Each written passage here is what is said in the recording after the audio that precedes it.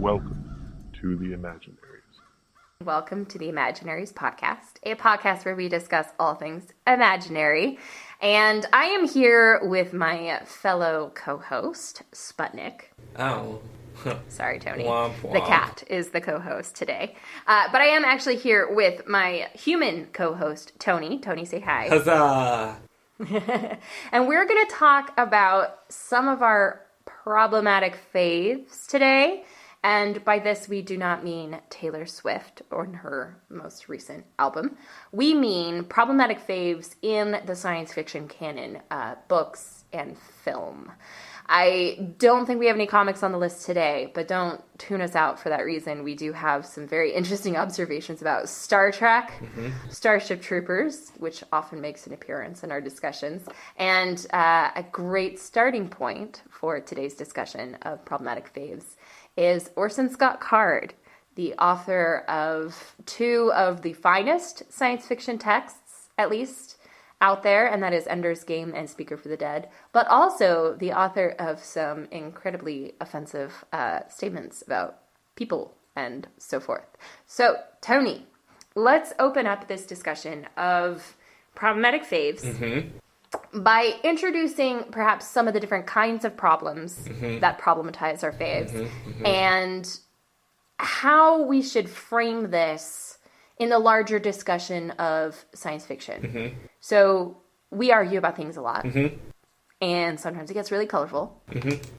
And sometimes, with strangers especially, when you discuss something that, you know, prompts strong emotions, it can get very contentious. So that's where we're headed. Yeah. What do you think specifically about Orson Scott Card and insights that he might give us into this conversation? Well, I think he's a good place to start because I've been thinking about this idea of problematic favorites as it splits into two major categories. You can tell that I really love categorization. You do. Yeah. But basically you have self-problems, problems with what you think of it, and problems with what other people think of it. So what I'm talking about with that is, for example, I have a self-problem with Orson Scott Card. Like, I have a really hard time balancing that I really, really enjoyed Ender's Game and Speaker for the Dead with the fact that Orson Scott Card is a homophobic asshole. To put it mildly. Yeah, to put it very mildly. And that's difficult because, like, for me, that is a problematic favorite because I still like those books, but I can't consider them to be favorites outside of the politics of their author. So that's kind of like emblematic of the first type. The second type is, again, thinking of Orson Scott Card, if someone were to come up to me and say, you know, all dewy-eyed and stuff, that they just, like, fucking love Orson Scott Card and Ender's Game changed their life and Speaker for the Dead is so awesome and more of his books are their favorites, like, that to me would be a problematic favorite on my part as someone who knows a little bit about Orson Scott Card's rhetoric and, you know, some behind-the-scenes kind of stuff that this other person may not know about. So I would feel... that would color my feelings about the author, about the books, and about the person who is expressing the favorite. And I specifically chose that example as someone who is hearing about the favorite rather than someone who's expressing the favorite, because I think that we can get into a lot more of that dynamic between how do you express a favorite to someone who might see it as problematic versus how do you receive a favorite and think that it's problematic. So that I know that can be a whole large chunk of our discussion, but I also wanted to throw in that idea of sort of saving the space or, you know, looking directly at this tension for works that you find problematic in whatever way, maybe because of the author, maybe because of the content, but they remain favorites, or they might not even remain current favorites, but you have this this feeling of nostalgia towards the books that is colored by what you've learned since, and you don't really know what to think of it. Which also spurs the larger conversation, I think, about a reader's responsibility. Mm-hmm. The reader's responsibility towards the text as an object that exists in the world independent of its author, but also as an object that exists inevitably and inextricably connected to the author. Yeah. The reader's responsibility to try and do justice to the author's intent. The reader's responsibility to other readers to protect them, perhaps, from being triggered by things that might be unnecessarily problematic. Like, say, for example, I think it's completely valid to provide content warnings for friends who may be triggered by explicit depictions of rape. Yeah. So on and so forth. There's a lot of examples that are valid on that. There's also the reader's responsibility to the wider collection of readers, not just to like immediate friends, but as a reviewer, what are we doing and how are we engaging with a text that in a way that really acquits ourselves well, while also admitting that we're full. We have our faults and we have our limitations, and we're never going to be able to review every single detail of a book with authority and eloquence and thoughtfulness and detail and whatnot. So yeah, I think that your excellent thoughts kind of also segue or fit into this larger conversation about a reader's responsibility in a really interesting way. And Orson Scott Card is just like a fantastic place to start because he is an author who a lot of readers are going to recognize as a problematic fave. Most of us can't bring ourselves to actually dislike his texts because they don't seem, on a surface level at least, to depict or convey the homophobic tendencies that he espouses in real life. Most authors, they can't separate the two. Those opinions will bleed through in some way, shape, or form. But with him, it seems to, like, literally, at least in those two books, to be just fine. Right. And the thing that the reason that I think that Orson Scott Card is such a fantastic example to start with is that there's a lot of really good criticism out there about what he does and how there are problems with it. And I wish I could remember some of these essays off the top of my head. But if you look up Orson Scott Card criticism, like, there's some good stuff out there. But I've been reading it for years. It's like there's a body of literature about his homophobia out there. But I'm thinking specifically of In Speaker for the Dead, which is kind of a book all about recognizing intelligence, recognizing empathy, recognizing beings that think and feel in the oddest places, and being able to celebrate and cherish them. That flies completely in the face of this person who has these terribly, terribly derogatory views towards LGBTQ folks, and that's really the weirdest and starkest contrast, I think, maybe of anyone we're going to talk about today, and why it's such a problematic fave. Because when I go back and read Speaker for the Dead specifically, like, I'm like, how does someone who puts forward this this holistic, amazing view of, like, alien intelligences and how really we're all kind of the same when it comes to thinking and feeling, then turn out to be such an asshole? Yeah, really and sincerely. And I think it provides such a clear-cut example where the next example I'm going to throw you into, because I know you're going to take this and run with it in crazy directions. It makes a very great contrast because Orson Scott Card is the author who is himself deeply problematic, and at least most people who I would want to have a beer with would also acknowledge that he is, as a creator, a deeply problematic person. Yeah. But this next example, it's perhaps the fans themselves that are problematic in some ways. So I'm going to throw you into the mix with Star Trek. Are Star Trek fans problematic? Is the show problematic? What makes Star Trek a problematic fave? Because I think a lot of people might actually disagree with you, possibly, on this one. Well, I think this idea of the fans making something problematic is something that, at least for the purposes of our discussion, might begin and end with Star Trek. But we have plenty of examples right now from different fandoms of shows that are currently airing. I think the whole Rick and Morty thing with the special sauce from McDonald's and how the Rick and Morty fandom has come across as very toxic is a good example of that. I think the Steven Universe fandom, how they, and again, when I say they, I mean a few, very likely a very small minority of vocal but toxic fans. It managed to, I think, chase one of the writers off of Twitter. Like, she quit Twitter because she was being harassed there by people who purported to be fans of the show and really wanted XYZ from it, and she didn't deliver in exactly the same way.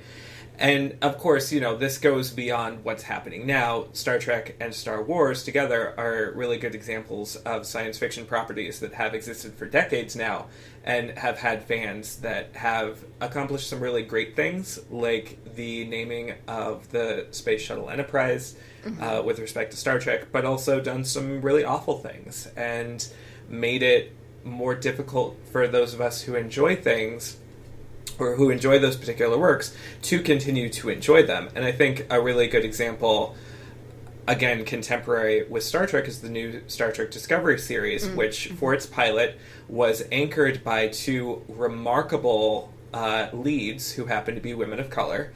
And there was, again, a very small minority of people who were just spouting the most vile things on social media about how having these women of color leading Star Trek was not their Star Trek.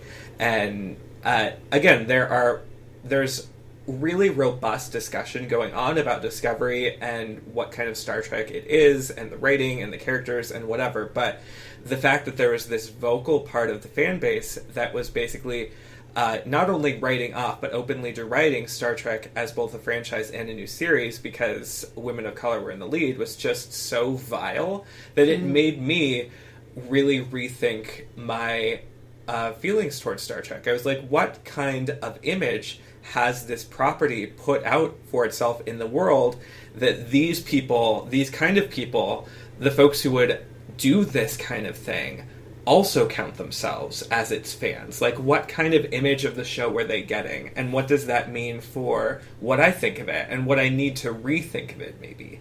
Yeah.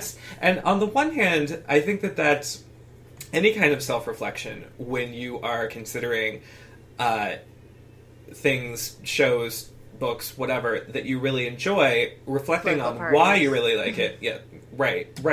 It is useful, but, you know, when you're pushed to do it because of an impetus like that, like, that's not as welcome, I think. So, to contrast to the previous two examples we've had, Orson Scott Card as the author is problematic. Star Trek as the fans are problematic. I would also like to posit a third contrasting example, which is a text which participates in a problematic or perpetuates an already existing problematic trend, like Starship Troopers and the depictions of racism, sexism, and homophobia in that text. We're not blaming the text specifically for inventing these societal evils or even ramping them up, but we do find texts like Starship Troopers problematic. We love them. They're obviously on our list of problematic faves, but we find them problematic because they participate in this larger trend. So what are your feelings about that? Is that a distinct, defendable third category of problematic fave? Yeah, I think it definitely is. And I would say that category is really about time. And how, and context, maybe more importantly than time, because I think you can have books of science fiction and fantasy from writers of different cultures who are writing in different languages that might seem unusual or offensive, and therefore might qualify as problematic faves, even though they don't seem so in the writer's original culture or language or society or whatever. But I think time is the clearest one here. Starship Troopers is a great example of that. If we're going back to like kids' books, Dr. Seuss is even an example of that. Yes. Roald Dahl is an example of that. Of properties that have maybe not aged as gracefully with respect to our modern. And by modern, I'm not speaking for everyone, but like yours and our particular reads of, racism and sexism and homophobia in some of these works, which, again, problematize them as we're reading them now, but weren't problematic in a different context, because those, which is not to like give them a free pass, but is to say essentially we're getting like time displaced slices of problematic societies. Sure. Really. And what do we do with that now? Like, how do you have, and again, this idea of the tension between liking something that has aged really poorly, or maybe not even so poorly, but like, certain aspects of it have aged poorly. Versus like rejecting it out of hand because the work is racist, the work is sexist, the work is homophobic, but there are still good things to take from it. You just have to sort of have a way to parse what that society was like, and it's really tough to do. I'm like going at this like I have an answer for this, and I totally don't. Because this is hard to do. In general, we don't quite know what to do with those texts that age spottily. I'm thinking of the big fiasco that surrounded Liz Phipps Swiro's rejection of Melania Trump's donation of Dr. Seuss books. She was a school librarian. Twitter blew up over this. Nobody knew quite how to handle it. She wasn't entirely folk hero. She wasn't entirely villainess. But there was this kerfuffle because she rejected the Seuss books as being racist. And the one end of the political spectrum thought she ought to have accepted them just out of like common decency, and the other side were like, no, actually Seuss, I guess, could be racist. I mean, he was a childhood fave, but he also is, problematic. So this whole conversation comes to mind because it earned me my first set of Twitter trolls, which was an enlightening experience. Yeah. So tensions run high over those texts because we don't have a solid framework, or we don't seem to be able to. Oh man, going back to the term of all terms, the suspension of disbelief. We don't seem to have like a good sense of when to suspend our judgment, I guess, on these texts, and when to engage with it critically in a way that allows us to both enjoy the enjoyable parts and reject the problematic parts without, getting locked in a deeply colorful dialogue. And then there are also those books that, by contrast, age really well. And I'm thinking here of works like Ursula K. Le Guin, of works by Octavia Butler. And I think that part of the reason that they age well is that they're dealing with societal problems, which are still societal problems. For good or ill. And mostly for ill. I'm thinking specifically of Octavia Butler and, the lines of power that are in racism and sexism and how she wrote about them very, very honestly. But one of the reasons why it has aged so well is because we haven't made any progress. Right, which is frustrating. Things. So it's actually really great when you have an older book and you're like, wow, this is super problematic because we've made progress with these things. But when you're looking at a book by Octavia Butler, I wish I could look at Octavia Butler's work and be like, ooh, this really hasn't aged well because we're so much better now about these things. And we're not. No, it's okay, so a great example of a text where we've kind of maybe evolved past the problems of the time is Brave New World. The whole conversations around eugenics that have happened there, for the most part, across the political spectrum, we've more or less come to an understanding of not making that happen. Right.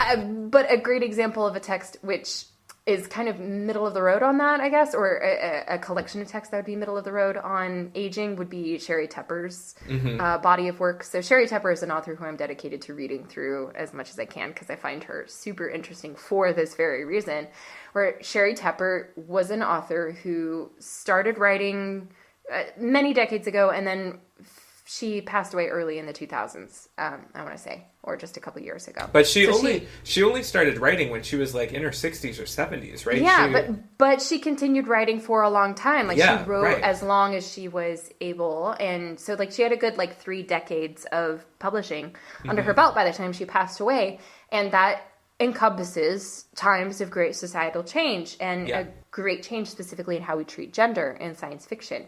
So as I'm reading, I'm keeping an eye on her work because I'm interested in seeing how someone who grew up in a different time is doing in treating gender and how she's doing as she survives into the modern age. Yeah. And in some ways and places, Sheri Tepper's gender constructs really break down. Like she says some things that are really cisgendered, I guess, like really kind of regimented. She's deeply feminist, but she also polices gender a little bit in some of these works. While in others, she has this vast, complicated system of alternative pronouns and disassociates them from biological sex and associates them instead with employment or like your career. So I found that fascinating and very forward thinking and different. Yeah. So there are these authors who are kind of stuck in the middle on the aging thing, who kind of eventually could become problematic faves. And I find that fascinating. But getting back to our main trio of problematics, have we missed anything? Are there any other kinds and categories of problematic fave out there that we haven't touched on? So what are our 3 at this point? Okay, so at this point we have authors who are problematic and that might affect your reading of the text or way of dealing with it.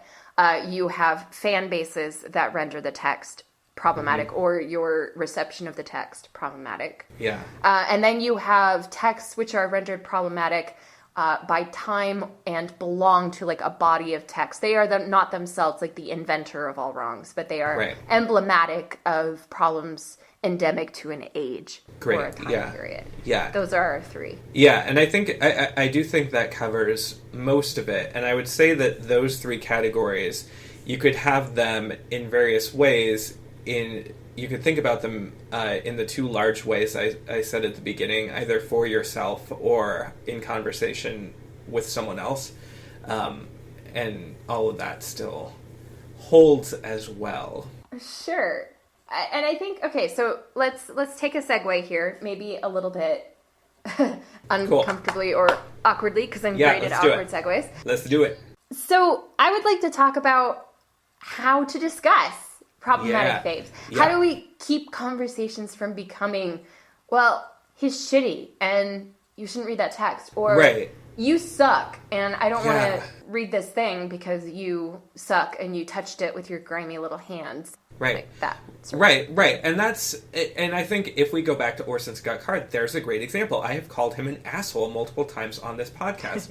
If someone's listening to this who doesn't know a lot about Orson Scott Card outside of his books, or that does but doesn't care, me calling him an asshole doesn't exactly like open up a whole lot of possibilities for conversation. But at the same time, I think that really represents how strongly I feel about the man behind the work, and that it's not okay to get away with saying the things that he said, and that calling him an asshole is kind of like the weakest thing that I could call him at that point. It's the minimum you can say about him. It's the bare minimum. Sure. Totally. Yeah. And but I mean, you've got to admit that might be alienating to another reader. Absolutely. I think it could be incredibly alienating. And for example, if you're reading something online, whether it's on a site where you go for information on science fiction and fantasy, like the Mary Sue or IO9, or you're like just reading someone's like Twitter status or something, and you see something about like Orson Scott Card is an asshole, that opens up a conversation for people who have felt sidelined by his homophobia, but it also closes down conversations for people who don't know about it and who might otherwise be really into talking about that, but because you come on so strongly, there's no like inroads for folks who don't already know about it to actually get into it. And that's, again, another really tough tension. Like, how do you both express that it's problematic without shutting down a conversation about how it's problematic and why it's problematic? Right. So this is the question of our, like, I guess the central question that we want to keep coming back to as we continue with this podcast. We're probably about, a little over halfway through today's discussion. So let's kind of put a pin in that question and come back to it before we finish. Like, how do we not just critique, our own favorites, but also talk to someone else without putting them on the defensive? Yeah. And thereby preventing them from enjoying something that might honestly bring great joy to them, or that they might be able to contribute significantly to an enriching conversation about at some point. How do we do that? And I just find it really particularly timely given the day and age in which we live. And I also find it particularly pertinent to science fiction as a genre. And it's not just because I read so heavily in sci-fi and that's like where all my people are at. It's also because, I read heavily in other genres as well. My background is actually nonfiction. So I read just as many nonfiction texts as I do science fiction. And debate is not as tense in the nonfiction field as it is in science fiction and fantasy. And I want to kind of get at why that is. So what makes sci-fi so contentious? Is it that it has a higher incidence of fan bases? Like, are fan bases themselves like a hotbed of extremist opinion on all matters science fictional? Or like, what's the deal? I don't know if you have any ideas. I think you're right on with that being a part of it. Because the more, I mean, essentially, if I can, bring in kind of an aphorism here, like, the more cooks, the more chance you have to spoil things. And if you have a really large and active fandom, then, that can be really awesome. It can create community in a lot of ways. It can be really affirming for folks who find each other within the fandom and who share really important things with each other because of the fandom. On the other hand, it can be super toxic, and people can be driven out or driven to harm themselves or to harm others. Again, going back to the Steven Universe toxic fandom, a young fan, I think, who was maybe in her early teens, was driven to suicide by bullying from others within the fandom. And that obviously should never, ever, ever happen. I did not know about that. Wow. We can maybe talk about that another time, because I would want to look that up in more detail, because I only remember it vaguely, in part because it was so horrific. So fandoms, I think, are a part of it, but the fact that science fiction and fantasy have a long and storied history, and I mean that in that, like, nonfiction today, nonfiction definitely does, but I think one of the big things, especially with regard to science fiction and fantasy, in a little, maybe a little bit less, but they have such marvelous potential, and you have, explosions of folks from minority backgrounds, whether that's race, ethnicity, whether it's women writing, whether it's LGBTQ people writing, who can explore these fantastical and fantasy worlds and basically make whatever they want, and that can exist because it's science fiction and fantasy. That promise really kind of stands awkwardly against especially the Golden Age history and before and after, which was really, really the bastion of straight white men who wrote about straight white men doing heroic things and getting the girl and blowing up monsters and things like that. And if they were more thoughtful, then it was potentially even more exclusionary, because it was being written by men who were engineers or astrophysicists or whatever about, their particularly scientific whatevers rewritten as fiction in this, whatevers. in in a really condescending way to anyone who wasn't a straight white man engineer, whatever. And so, you know, being able to sort of think about that history and live with that history and still embrace science fiction and fantasy today is one of our big categories of problematic faves. Like, it is time and context rewritten, but you know, that along with fandom, I wonder if that isn't part of the reason that this comes up more in science fiction and fantasy. I like the idea, I think, which I see emerging between your words, which is that science fiction in an ideal universe offers us the chance to project the world as it should be. Yes. And it does.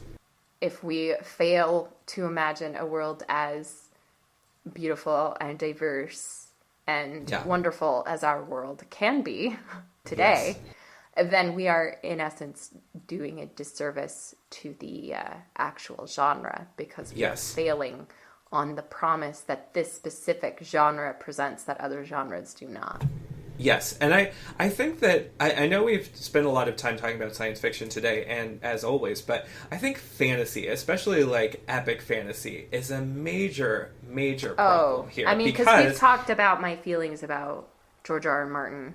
Yes. And to a certain extent, Lord of the Rings and Chronicles of Narnia and other texts like that, And, you know, maybe we can view those, Narnia and Lord of the Rings in particular, as products of their time and think about context and, you know, have a meaningful conversation about that. But other works Game of Thrones and even Patrick Rothfuss's The Kingkiller Chronicles, which we like, they don't even have the caveat which science fiction does, which is, you know, kind of the world has to work in a way that we recognize, and, you know, it involves science in some way. And I'm not going to go off into that definition again, but, like, so many of these epic fantasies are, again, all about kind of this vaguely white man romantic recapitulation of the Middle Ages, which is like heroes and like dudes are in charge and they're rescuing women and there are no people of color and there's certainly no gay people, and like all of this is so stupid. Like, you can literally do whatever you want. It is fantasy. Like, open it up to everything.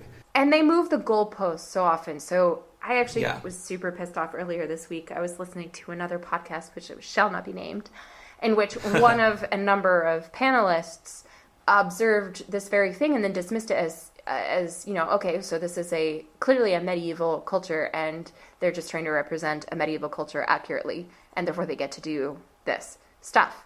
And I wanted to bitch slap this person around the microphone a bit, because fantasy, you get to have dragons, or you get to have whatever, fairy orgies in the case of Patrick Rothfuss. You get to have whatever you want in order to titillate the audience. But if you use sexism and racism and homophobia to titillate your audience, the fact that it works first is scary enough. The fact that you are willing to exploit that is just repulsive, like on such a deep moral level. And so, and then to see creators like those who are involved in the Game of Thrones television series be willing to set up essentially cardboard targets of like, okay, so we're going to include this character of color in this season who may not have been written that way, but we're going to make him a character of color, and then we're going to kill them off. Or we're going to maybe present this character with a slightly more homosexual edge, and then we're going to kill them off. That is moving the goalpost. So maybe they give a little bit of joy for a certain audience like us who loves representation, but then they take it away. And that seems really exploitative too. And like, they're not really understanding what the point of representation is. If you're going to bury all of your gays, if you're going to bury all of your characters of color, et cetera, then you do not understand the heart of representation. Yeah, and I wonder, actually, now that you've given that example, if there maybe isn't a fourth category here. And that fourth category is favorites that have become so problematic for whatever reason that they are no longer favorites. Because I would put, for me, the TV show, I never liked the books. I don't think George R. R. Martin is a very good writer. But the TV show, I was invested in the first couple of seasons. But then it became so egregious in its use of explicit sexual violence, in particular, among a host of other wrongs that I saw, that I stopped watching Game of Thrones cold turkey. Like, I was like, I can't really handle this anymore. I don't want to watch this. I don't want to be a part of this. And I get that for some people, like, it is a favorite. For some other people, it is a problematic favorite. But for me, it became so problematic that it was no longer a favorite. And it seemed dedicated to pissing off as many people as it can in order to get the ratings. And so it's not just the sexual violence. We're not prudes. Like, we watch Westworld with everyone else and all of that. But Game of Thrones, and we're not just picking on Game of Thrones, but Game of Thrones is kind of emblematic of this trend. Mm-hmm. It was like, okay, first we're going to start with pushing on-screen sex. We're going to show, consensual incest. We're going to show consensual incest. And then they were like, okay, now we're going to show you sexual violence. We're going to show you rape. Mm-hmm. Then we're going to show you murder and torture and rape all at once. And then we're going to show you infanticide on screen. And I know several viewers who are like, oh yeah, I'll stick with you through all the sex stuff, but once you start killing babies, that's where I draw the line. And it's the sort of thing where no matter where you draw the line, the fact that Game of Thrones was willing to push and push and push until it found that line for so many people, that I don't know that that's like a good storytelling tactic. No. And I also don't think that it's really respectful of your audience. It's not crafting a thoughtful narrative.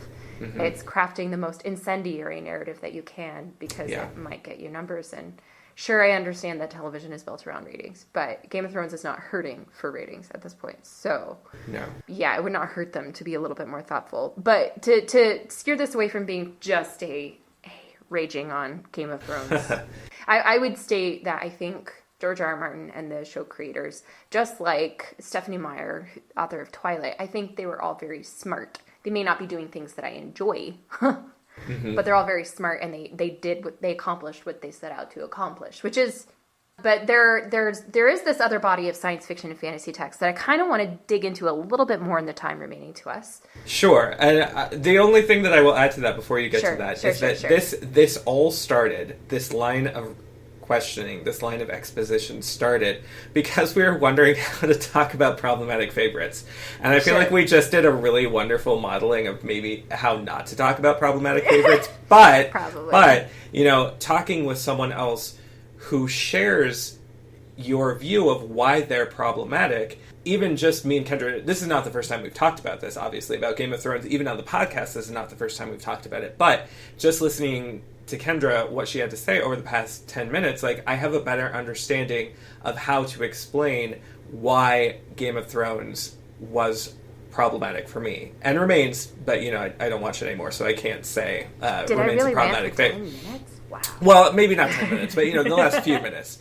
And even though that may seem, as maybe someone who is unfamiliar to Game of Thrones, like it's an exclusive conversation, it is, first of all. I don't want to pretend that it isn't, but it also helps us, folks who are familiar with it, who do see problems with it, to also move that conversation forward. So I think that is, when we talk about the conversation here, really, I think that's an unfair flattening. There are lots of conversations going on at once. And the one that we were particularly having right there were people who are familiar with Game of Thrones, who are familiar with several of the problems, who have been turned off to the point that we no longer watch it because of those problems, discussing the problems that we saw. And that's a very specialized conversation, but it's worth keeping in mind that the folks who you talk to, who talk to you, the folks who are talking in your head, even if they're just you, about these things are, can be coming from any number of different conversations around whatever work or property you tend to be. Sure.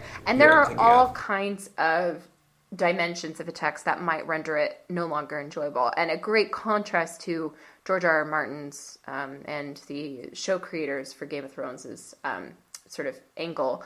A great contrast would be C.S. Lewis, because for me, the thing that turns me off of C.S. Lewis now is, first of all, a greater understanding of his personality as an author. So he has become more problematic as an author to me over time as I read up on him, but also the religious aspects. So as I've aged, I have departed from the faith of my youth and from the community, which kind of preached C.S. Lewis as the central fantasy text of, their canon. And so, I grew up where Lewis could do no wrong, and Narnia is the ultimate pinnacle of children's fantasy.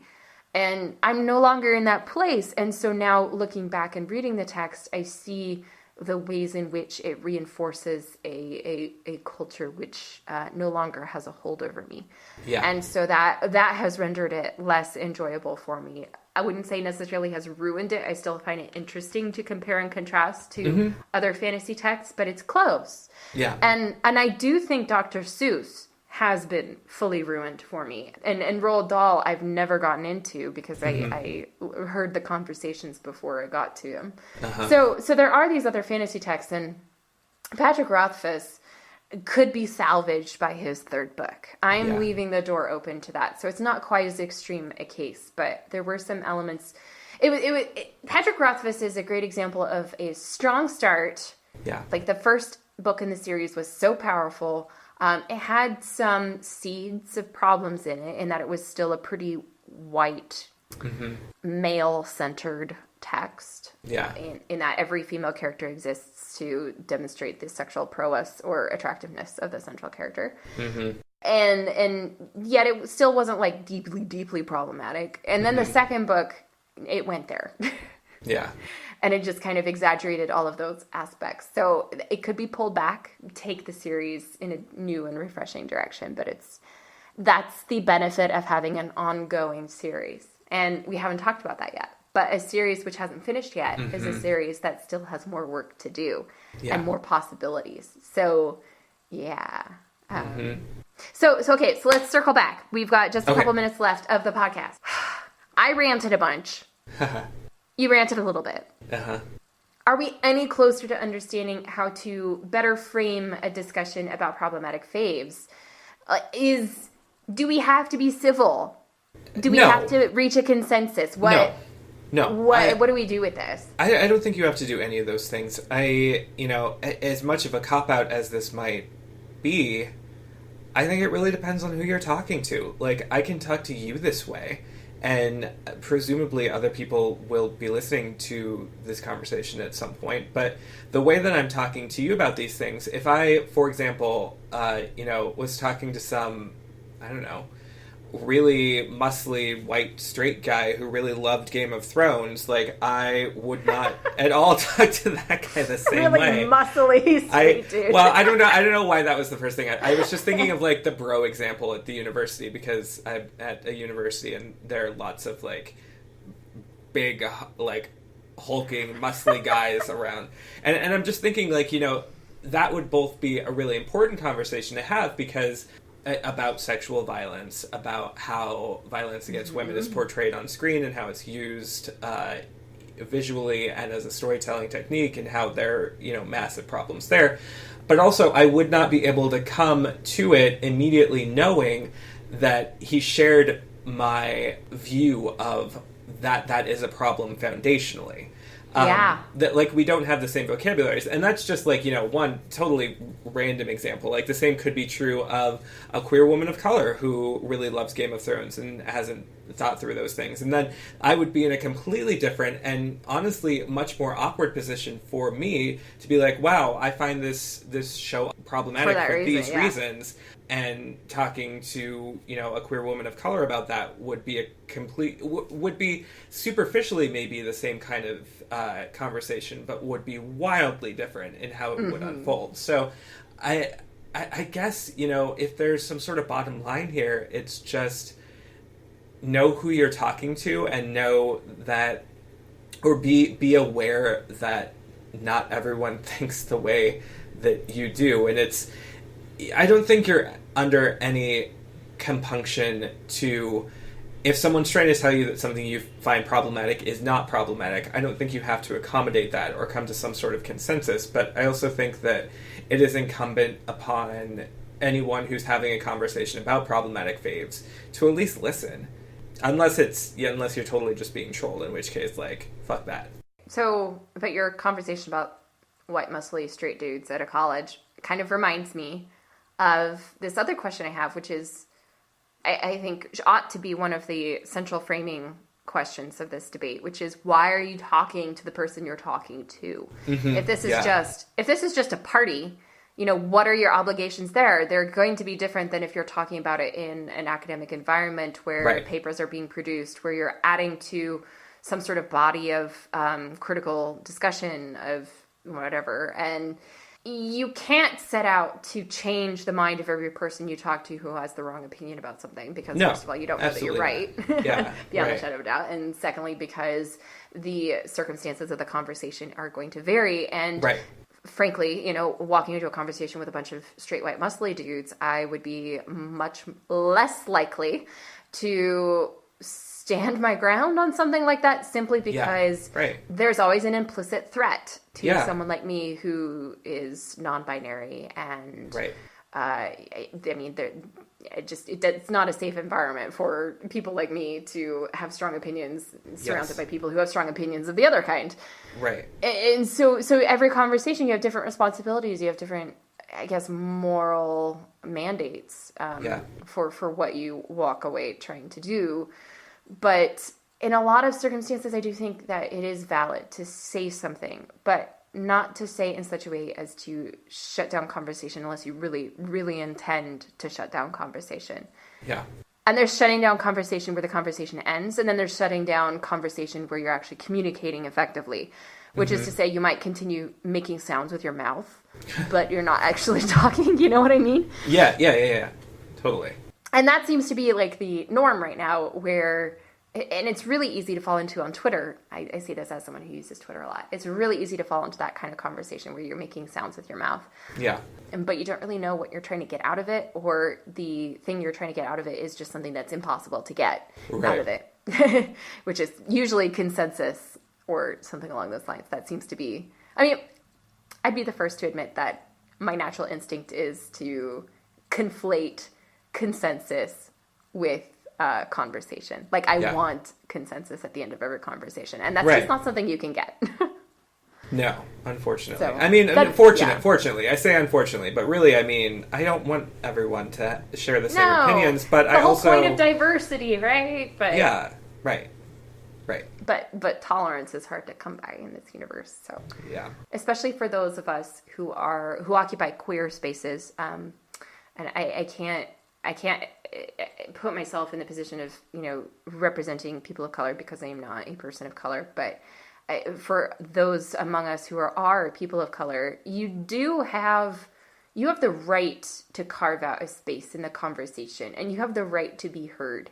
Yeah. And it's so hard in the argument for representation to even conceive of people who are perhaps othered in ways that you haven't yourself lived. So I've recently discovered authors with disabilities on Twitter, and this wonderful new hashtag, Own Voices, which is specifically created to amplify the voices of authors of color, authors who are queer, and authors with disabilities.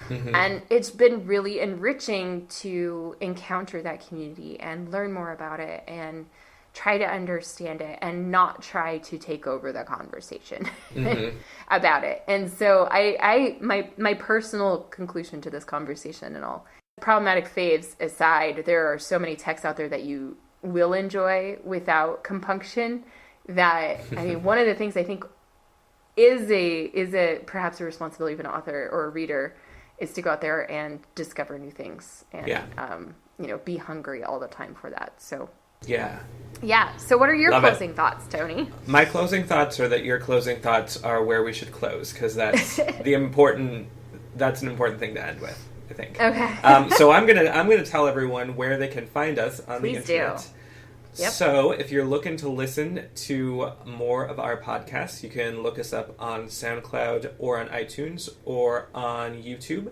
In each of those places, we're going to be under the Imaginaries. You can also follow us on Twitter at imaginary_pod or check out our website at www.imaginaries.net. And we are currently updating our website and putting together our whole backlist of episodes. But you're going to be able to find when we release a new episode on both of those platforms, as well as wherever you download them, and just more in general about what we're doing and what we're thinking, what we're reading. Yeah, and I want to give a quick shout out to Tony, because you've been doing some serious work on our website, trying to clean up the episodes page. So right now we have the existing really ugly episodes page, which I put together, running alongside the not quite complete but looking very spiffy second episodes page that you were working on, and it looks fabulous. So please do check out our website at imaginaries.net. We are also expanding our selection under the worlds that we really love, and authors whose worlds we really want to kind of keep as guiding stars in our constellation of excellent things to enjoy. So yeah. So thank you, Tony, so much for another excellent podcast. Thank you for another excellent podcast. Thank you, listeners, too, and please give us a holler sometime. Bye-bye.